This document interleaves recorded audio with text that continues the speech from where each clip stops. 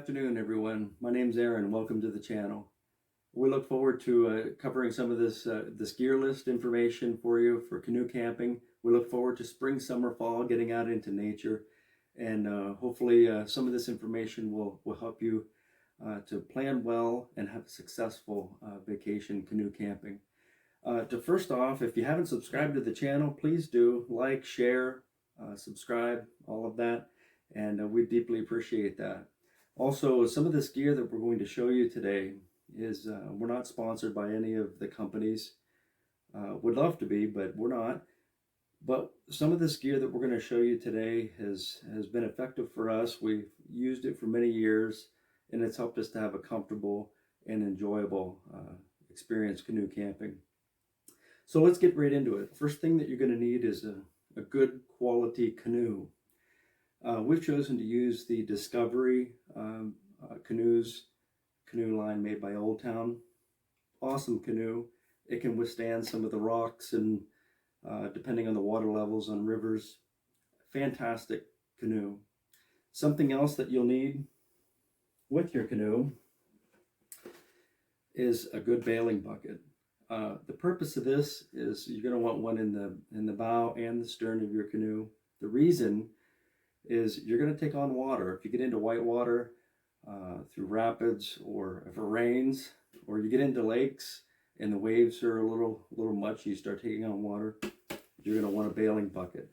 I just took a jug and cut it, and I'll take a sponge just to clean out, sop up some of the water in the canoe at the end of the day. Bailing bucket is a must. We take two, one in the bow, one in the stern. We'll tie it off with paracord. I'll show you that in a minute. We'll tie it off to the canoe so we don't lose it. So good bailing bucket. Something else you'll need: spare paddles.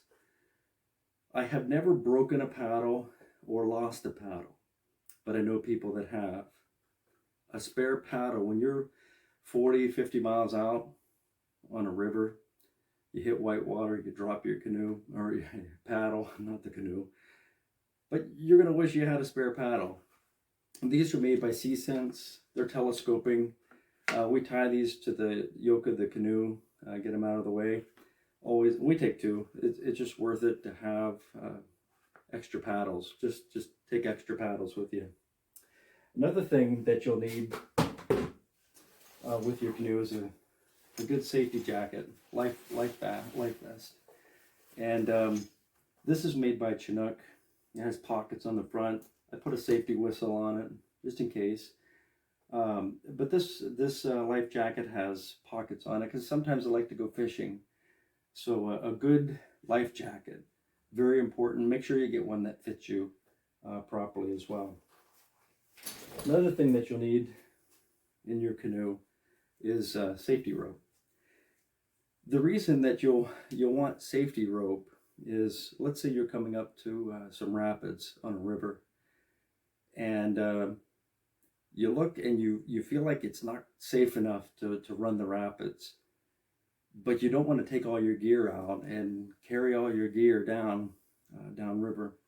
Well, if you have a safety rope in the front and the back, the bow and the stern of the canoe, tie it off to the front and the back, then each individual can help line the canoe without taking all your stuff out of the canoe.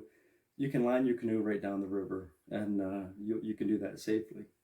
This past year, we took a trip on a waterway, and we came up to an old dam.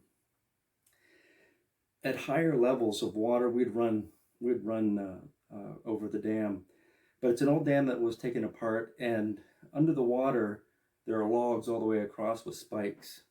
Not good for a canoe.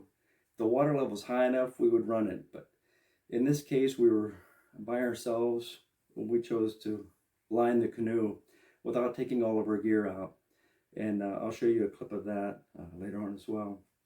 So having a safety rope, front and the back of the canoe, very important. 50 feet, floats, not expensive, well worth having this.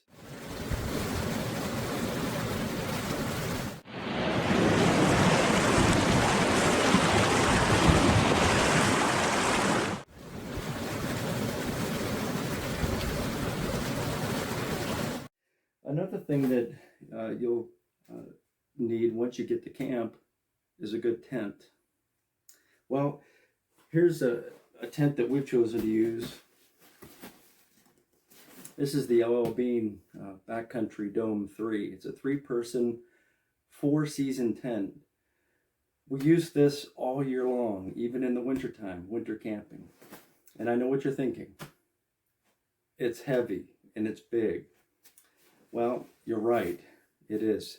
You might be thinking it's too big for a canoe. Well, it is and it isn't. Depends on the type of camping that you do. For us, we've chosen to use this tent because it's durable and it's weathered many, many storms, keeps us plenty warm. It's about 20 pounds. We've used tents that are 5-10 pounds lighter weight, more for backpacking.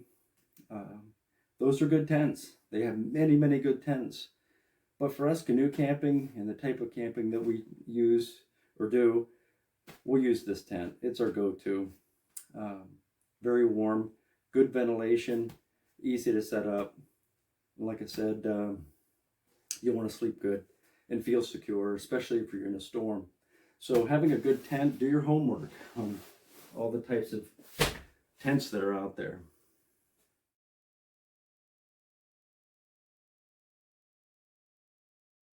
Next thing, you're going to want to sleep good. You need a good sleeping bag.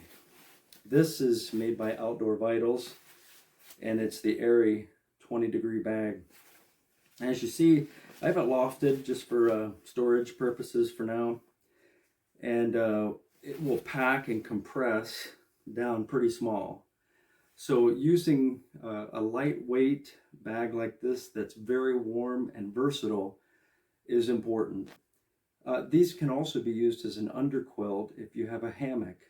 So if you don't want to take a tent and you want to take a hammock, this serves as an underquilt under your hammock to help keep you warm. We've chosen the 20-degree. You might be thinking, well, in July, you're not going to use a 20-degree bag. Well, in some cases, depending on the weather, we've had 80-degree days, and then in the evening, make it down into the 40s, which can be pretty cool at night. If it turns off clear, full moon, it'll be on the chilly side. So we've just chosen to use a 20-degree bag, lightweight, compresses down, helps also to compensate for the weight of the tent in our canoe. So having a lightweight sleeping bag that's comfortable and warm. Next thing you'll need is a thermarest. This is a sleeping pad. Some people like to tuff it and sleep on the ground or a flat mat. But as you see, Thermarest has provided very small pack away sleeping pads. This sleeping pad is the Neo Air, and it will blow up to about 2 inches. It's your full body. You'll sleep well with this, and practice with it at home. But having a good sleeping pad, very important. You're used to sleeping at home in your bed. We're not used to sleeping in tents and on an air pad. So get a good air pad, practice with it at home, and you'll sleep well. You'll be grateful that you took a good sleeping pad with you. So a good tent, a good sleeping bag, and a sleeping pad. Very, very important. Next that you'll need is a tarp. This is the Kelty Noah's 12 tarp. It's a 12 by 12 tarp, waterproof, lightweight, packs down small, has a nice carrying case, has the stakes and the guy lines inside of it. You can fold this in half to compress, to put in your luggage or your storage bags in your canoe.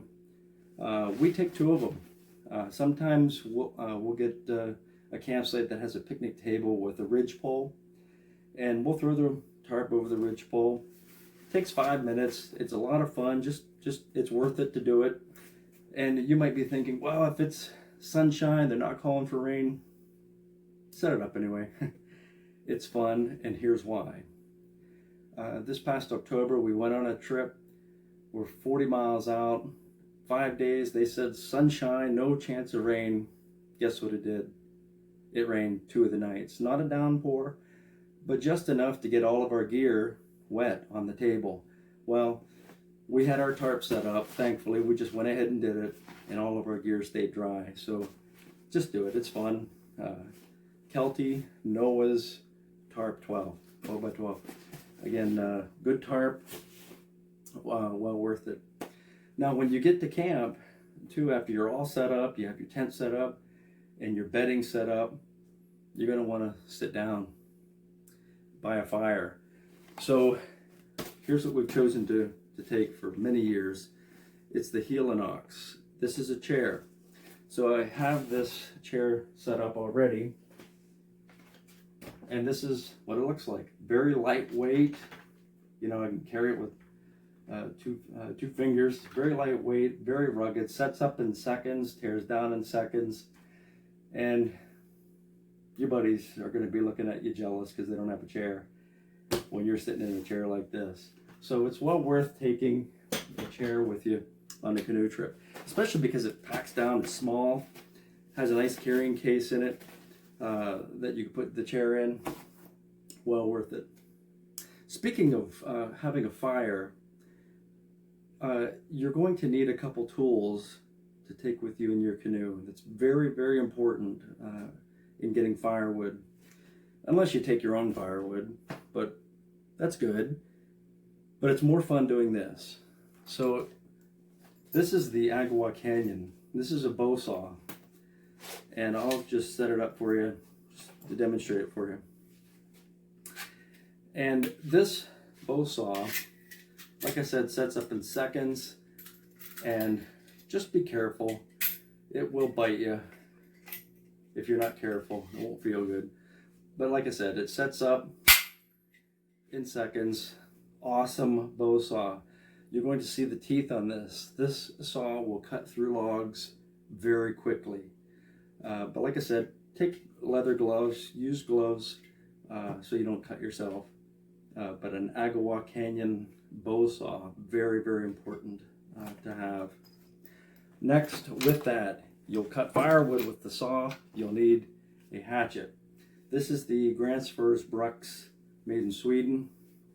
Awesome field hatchet axe, and like I said, very sharp. Every time we go out, before we go, we'll give that nice edge to make sure that we split safely, and it works well for us.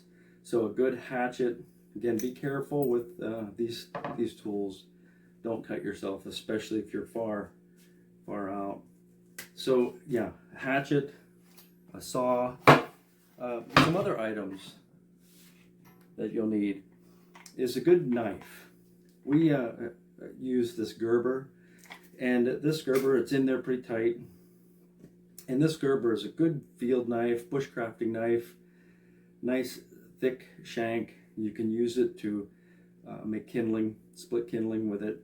This particular knife has a sharpener on it, which is good. Has a ferro rod that you can use to start fires with the back edge of the blade. Awesome knife to use in the field. This next knife I'll show you. My neighbor actually just made this, gave it to me last week. I cannot wait to use this bushcrafting knife. Absolutely awesome. Skilled guy, and he made this, gave it to me last week. He made the sheath as well. Awesome. This knife is the same. Beautiful knife. Thick shank, good bushcrafting knife.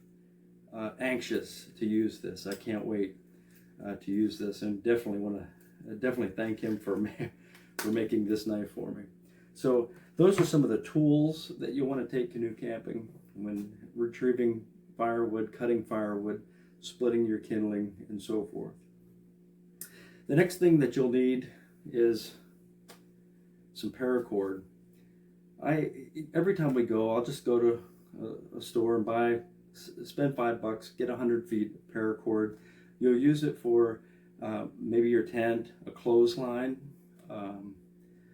guy lines for your tarp if you need more. So good paracord, you won't go wrong having paracord. Sometimes I'll take these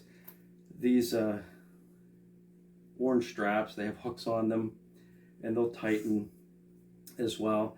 Sometimes we'll take a few of those with us, maybe to tie down the tarp a little tighter or what have you. So those are really good. Something else that you'll need, you need matches. Waterproof matches, very important. You'll take a lighter. All of us take lighters camping, click lighter or whatever. But take waterproof matches in a waterproof container. Now the reason is if it turns off rainy and you have a hard time with the lighter or it runs out of fuel, whatever the case, take a full case of waterproof matches in a waterproof case. Take some fire starters, some birch bark off the trees, or take some fire starters with you in the camping trip. That will be very helpful. Something that's also fun is starting a fire. Use a ferro rod. As you see, I've used this many times, but I'll use the back side of the knife and just strike this, get your kindling set up and your fire starters, let your fire take off that way. It's a lot of fun, just another experience camping. Something else that you'll want to take with you camping is a pair of binoculars. It's kind of a luxury, but not. I'll give you an example. If you're on a river and you're coming into a lake and the campsites are two miles away, there's 2 or 3 of them, and you can't tell if anybody's there. This will save you a lot of paddle strokes. Ask me how I know. Having binoculars, very important. You can sight the campsites to see if people are there, and that'll save you. We paddled a couple miles up only to find people at the campsite and then have to double back to another campsite. So binoculars, something to think about. That's important. When you're at camp, you're going to need light. So this light is a pretty nice unit. We've had this for over 10 years. This is from LL Bean. It's the Lighthouse 30. And you can hang this up. It takes 3 D batteries. You can hang it up that way. It has a hook here. You can hang it up that way. Pretty awesome little light. Rugged, durable. But you want a light that's going to last a long time, especially if you're 4 or 5 days on a canoe trip. So with this, it came with a little remote, and we put a piece of tape on this to show how many hours. So this particular light on high will go for 32 hours, medium 84, low 720. So make sure you get a good light that will last a long time. We've never ran out of power with this on a 9-day trip that we took a few years back. So good light to have. You'll need a headlamp. This is a black diamond headlamp. This is USB rechargeable. We don't like to take a lot of batteries on our canoe trips. So we'll take a USB rechargeable headlamp. Again, black diamond, lightweight, super bright, has a bunch of different settings. We've never run out of power, but if you do, you want to take this with you. It's a battery bank. So all of us will take our cell phones because we want to take pictures. So you're going to use battery. You need a battery bank. This has a solar panel on the front of it. These are okay, but battery bank. We'll take a few of these with us. Charge our phones, charge our headlamp. Depends on how long we're going to go. It depends on how many of these we actually take with us. So a battery bank is also very important. With that, you'll need to think about a dry box. Now this dry box, we ordered these, you can get them on Amazon. Waterproof, and they carry a lot of stuff in there that's important, like your phone, like a headlamp, solar, battery charger. Sometimes we'll put stuff in there and then set it just inside the lid so the sun's shining on it all the time. So a good dry box is well worth having. Sometimes on waterways you'll have paperwork that you need to keep dry. Keep it in the dry box as you check into a ranger station if you're on a waterway like that. Next, maps. You'll always have maps with you on a canoe camping trip, most generally. Some of these maps are water resistant. Some say they're waterproof. You can try to trust that, but I don't. Just get a bag. It's a couple bucks. Waterproof bag. Put your maps in, because after a day or 2 or 3 of wind, some rain, your maps are going to get tattered. This bag has lash points, so you can tie it off to your box or your canoe yoke.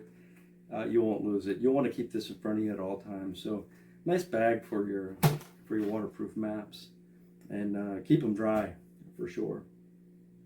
Next, when you're at camp, you're going to want water. What you don't want to take with you in a canoe is a 5-gallon barrel of water. That's heavy, takes up a lot of space. So here's a suggestion. We use these Sawyer water filters. You can get these online. You can get them at a sporting goods store. This water filter, I'll just demonstrate it. You take the cap off, you fill it with river water or out of the lake, and then connect this to it, and then filter into your Nalgene, which you'll need to take a Nalgene bottle. You'll squeeze the water, filter through into your Nalgene. Yeah, it takes a little bit of time to do. It's a lot of fun to do that. But you want clean water. This is the safest, best way to use. And there's a lot of filters out there. This is just the one that we've chosen to use, the Sawyer Mini. And been pretty awesome filter for us. We actually have a couple of them that we'll take for the summertime and for winter camping and so forth. Something that we take that's kind of a convenience, speaking of water, is a little pouch. It's a water bucket that folds up. I think you can get about a gallon and a half of water in this. You can scoop up the water out of the river or the lake. It stands up by itself, half full of water or more. So having one of these is a luxury. Like I said, you just saw it packs down really small. Well worth having in canoe camping. You don't want to take a ton of trips to the water to collect water, so having that is just a convenience. Okay, what do we need to talk about now? Okay, here's something important. A Garmin InReach. This is a satellite communicator. This is the InReach Explorer 3 made by Garmin. This device does not leave, I don't leave home without this when I go in the woods or on a camping trip of any sort. You can pair this to your phone with an app. You can send messages, text messages, and so forth to anybody in the outside world where you don't have reception. This is a satellite device again. So this is a great measure of comfort. If you are out there with you and your wife or your family, kids, this is peace of mind. Having an InReach in case there's an accident gives you a great measure of comfort. It's going to make the trip a little bit more enjoyable, knowing that if something happened, you could have rescue operations there, a helicopter, a game warden, or the Forest Service there get to you fairly quickly in case there's an emergency. So a Garmin InReach Explorer, or a device like this. There's many devices out there that are satellite communicators. Just do your homework, look into them. It's going to make your trip that much more stress-free when you think about there's an accident. Having a device like this, very important. Something else you want to take with you is 1-gallon storage bags. You're like, what in the world am I going to take a gallon storage bag for? Well, sometimes we'll take 2 or 3 of these because you'll inevitably have trash, and you want to put the trash into one of these. You can take some garbage bags, small garbage bags. You pack in, you pack out. Try not to burn garbage and stuff like that in the campsites if possible. But as responsible citizens, we carry in, carry out. It's worth it. Something else that you'll think about as far as smaller gear. You're thinking, what in the world's that? Well, I mentioned earlier about lining your canoe around certain obstacles on a river, perhaps. In this case, with this trip that we took last year, we lined around this dam that had spikes. But if we decided to run that and we caught one of those spikes and put a hole in the canoe, you wish you would have had this. So I'm a contractor. I use all kinds of membranes to waterproof roofs or windows. This is ice and water shield. So this is designed for roofs. So you just peel the back off. Super sticky. It will stick to your canoe.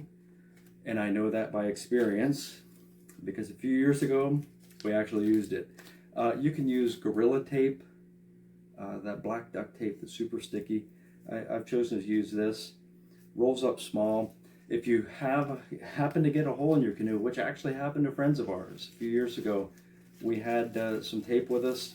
We were able to set them right up and finish the rest of the trip, which was 2 days, 2 more days. So some kind of tape that you'll need with you.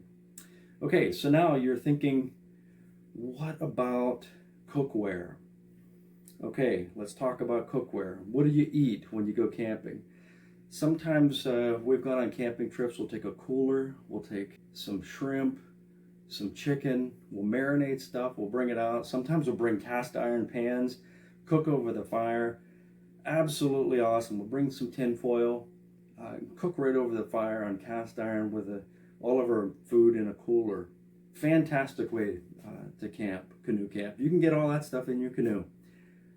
In some trips that we've taken, like this one we took in October, we'll use food like this. It's a Mountain House. It's freeze-dried food. This is in particular noodles and chicken. So you just simply take the oxygen bag out, tear it open, take the oxygen little sack out, boil 2 cups of water, pour it in, stir it, and then seal it up for 8 minutes, 10 minutes. You got noodles and chicken. Mountain House is the name of the company. Rice and chicken. They have breakfast, lunch, and supper, all kinds of different varieties of food, lasagna, meatballs, all of that. Really good food. So if you want to take something like this with you, this also packs down small. You can pack that down, and you can put. Well, my wife and I, we had the 2 of us for 5 days. We had 12 packages of this. Packs down very small, and going lighter weight like that for this particular trip was pretty awesome. So again, Mountain House is the type of food. We covered your Nalgene bottle, but now you're thinking, what am I going to cook with? Well, I'm going to get 2 cups of water that's boiling, and you have your water filter system. Well, here's a couple different options. We have this. It's a Toaks.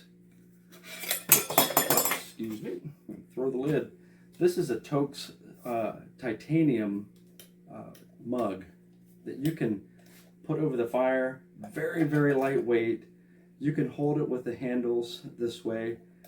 We've had these for a number of years. You can boil 2 cups of water right in this, right over the fire. Very awesome. We primarily use this to drink our coffee. And this is a little hack that we learned off of YouTube, actually. This is a little Reflectix. Cut some Reflectix, make it a little cozy, and put the whole mug in that. That way, because titanium is hot, can't hardly hold it. Make it cozy like this. And then on the inside, I always take a rag just to wipe out the cup as well. Hot lips, just put that on the side, won't burn your lips. So pretty awesome. If you have coffee and you want to wipe out the mug, I just throw that in there as well. And so having a nice lid on that. So this nice carrying sack, packs up small, pretty nice to have canoe camping. So you might be wondering, what kind of stove do you use if you don't use that over a fire? I'm going to demonstrate this. This is one of many, many stoves that are out there on the market. This is the Jetboil. You've heard of Jetboil before. If you haven't, go online, look them up. This is our go-to stove. And I'm going to show you some of the features of this. I'll actually set it up and turn it on for you briefly. Nice lid, tight. Then it has a coffee press, very important, which I'll show you. Here's your stove, just a small little stove, and a couple of the other items. It actually carries your canister of fuel right in there, and then a little pot holder. So you put the pot holder on here. If you decide to take a little pan with you, you could cook right on that with your pan. And we don't use this too often, but it's useful to have. Here's your stove. Then on the bottom is a little cup, measuring cup, or you can drink out of it. And then in the bottom of that, we have our little plunger rod, and that screws right to your plunger for your coffee press. So just like that. So that's the jet boil. So how you set it up, like that, and take the cap off, screw that, and it just, like I said, it sets up in seconds. Has a little clicker there, so you could I'll do it this way. You turn the gas on, start it, it's on. I'll shut it off because there's no water in it. Don't want to burn the can up. But that's how fast this thing will boil water in about a minute. 2 cups of water in about a minute. Fantastic. The fuel canister will go for many, many days. We actually take the one that's inside. We'll take an extra one. Each of us takes a jet boil. We'll have plenty of fuel for 10 days boiling water using our Mountain House meals. So the jet boil, fantastic unit to have. On the inside, we'll take a spork with this, titanium, lightweight, so you can get into the bag. It's nice and tall.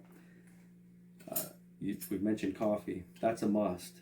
So what we've chosen to use, always take a rag with you, clean stuff up, is a coffee grinder. You can also get these on Amazon, but don't go cheap. You put your coffee beans in, you grind for a minute. It's a lot of fun, standing there grinding in the morning, and then you take your coffee that you've ground, put it into your jet boil, pour your hot water in, and then press. Actually, that's the opposite. You want to boil your water, put the coffee in, then sit your press, let it steep, and then plunge, and then pour your coffee into your titanium mug. So that's a lot of fun to have. Coffee grinder, very, very enjoyable. So that's our stove that we've chosen to use. Again, it's a jet boil, and like I said, you can go online. They got all kinds of different stoves. Try one out, test it at home. It's a lot of fun, and you'll enjoy it. So now you see all of this stuff here, and you're wondering, what am I going to put it all in? Here's what we've done. For years, we have used these dry bags. And on the inside of this particular bag is a bunch of more dry bags, all different sizes. So dry bags, very, very important to have when canoe camping. So you put your stuff in, get all the air out, scrunch it down, and then buckle it. You're good to go with your gear. You might have 2 or 3 of these in your canoe. These are fantastic bags to have. You have to have dry bags. You want your gear to stay dry. If it rains or you go through rapids, you start taking on water, you'll need a dry bag. Our tent, we actually put the tent in a waterproof backpack. So when we portage, that thing's dry. It's going to stay dry, and it's on our back as we portage around waterfalls and things like that. One thing to think about with dry bags is you can puncture these. If you puncture it, well, you're going to be thankful you have tape. Tape the hole. Done that a few times as well. But something that we've tried the past year or so, kind of a game changer for us, and I want to show it to you. And it's been out there on the market for many, many years, but we bought this I think it was last year, and this thing was a game changer for us. This is it's a barrel, as you see. It's made by Recreational Barrel Works out of Canada. It's got a backpack. It has a lot of lash points on it. This is the 60 liter. We put all of this gear into this barrel, including our food. And all of it fit. We took 2 barrels with 2 of us. On this last trip in October, we had 2 barrels and a backpack with our tent, waterproof backpack with our tent. That's all we had in our canoe, besides our extra paddles. And we had all of our gear in here, rugged barrel. It has a snap lid ring on it, seals the lid tight, bear-proof, waterproof, very rugged barrel. When you portage or portage, however you want to say it, the backpack, awesome. So if you have a quarter of a mile, half a mile portage that you need to run, you put these on your back and then carry your paddles and your extra paddles as well. Awesome piece of equipment to have. We'll use this year round. We use it winter camping as well. Just be careful when it gets super cold. Plastic might not be as durable, but if you're careful, awesome barrels. Plenty of handles to put in and out of your canoe and so forth. So awesome barrel to have. So that's most of our gear. So having waterproof bags, having a barrel, good sleep system. We're going to get into clothing on the next video. You'll need a good hat. We'll talk about clothing in the next video, which will be helpful. Some of the personal items and clothing that we've used that's been pretty effective. And also, we think about preparing to go canoe camping. Have a good list. We've chosen to write everything down or type everything out on a list so that we don't forget anything. And some of those things we'll cover on the next video. So until then, don't forget, head for the woods, or water, a little nature will do you good. Until next time, folks, we'll talk to you later.